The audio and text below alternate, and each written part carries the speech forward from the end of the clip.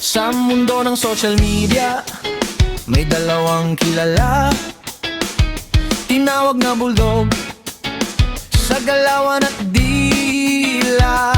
Akala mo matapang, laging nakaangat, pero sa totoo lang, puro lang naman iyabang. Dalawang bulldog, manggagamit sa kalingap. Yung ugali nila talagang nakakasapaw.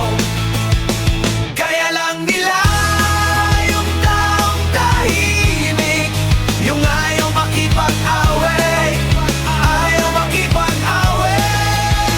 Kaya lang nila yung ayaw makipagsagutan sa comments at posts. Puro lang sila daig,